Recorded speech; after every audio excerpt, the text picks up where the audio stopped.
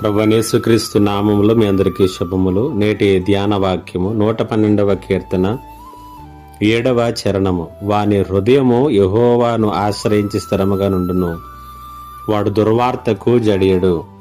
దేవుణ్ణి ఆశ్రయించినటువంటి హృదయాలు ఎలా ఉంటాయో, జీవితాలు ఎలా ఉంటాయో ఈ వచనం మనకు చాలా స్పష్టంగా తెలియజేస్తుంది.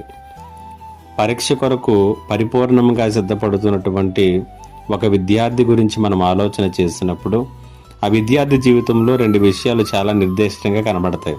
ఒకటి ఏంటంటే, అతడు పరిపూర్ణంగా సిద్ధపడినప్పుడు నిశ్చలంగా స్థిరంగా ఉంటాడు. రెండోది ఏంటంటే, ఒకవేళ ప్రశ్నాపత్రము ఎంత కష్టంగా ఉందని తెలిసినప్పటికీ కూడా అతడు ఎంత మాత్రం కూడా భయపడ్డు. కారణం ఏంటంటే, అతడు పరిపూర్ణంగా సిద్ధపడి ఆ పరీక్షకు వెళ్ళాడు. జీవితంలో కూడా ఎవరు స్థిరముగా నిశ్చలంగా ఉండగలరు? ఎవరు కీడు నష్టము కలుగుతుందని తెలిసినా, కలిగే అవకాశం ఉందని తెలిసినా భయపడకుండా ఉండగలరు? 112వ కీర్తన 7వ చరణంలో కీర్తనకారుడు అంటున్నాడు, వాని హృదయము యెహోవాను ఆశ్రయించి స్థిరముగా ఉండును, వాడు దుర్వార్తకు జడియడు అనేటువంటి మాటను చాలా స్పష్టంగా ఇక్కడ మనం చూస్తున్నాం. దేవుణ్ణి ఆశ్రయించిన వారు ఎల్లప్పుడూ కూడా స్థిరంగా ఉంటారు. వారు ఎప్పుడు కూడా నిశ్చలంగా ఉంటారు.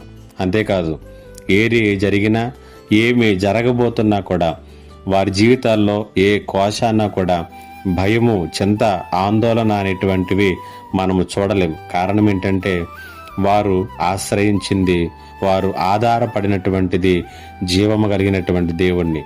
సైన్యములకు అధిపతి, సర్వశక్తిమంతుడైనటువంటి దేవుడు అని ఆయనకు పేరు.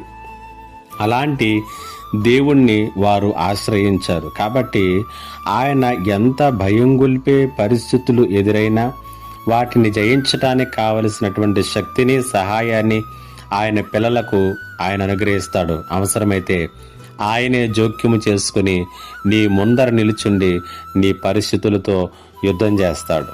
కాబట్టి నీ జీవితంలో దేవుణ్ణి ఆశ్రయించు, దేవుణ్ణి ఆధారం చేసుకో. అప్పుడు నీవు నిశ్చలముగాను, స్థిరముగాను, నిర్భయముగాను ఉండగలుగుతావు. ఈ రీతిగా నీ జీవితం ఉన్నదా?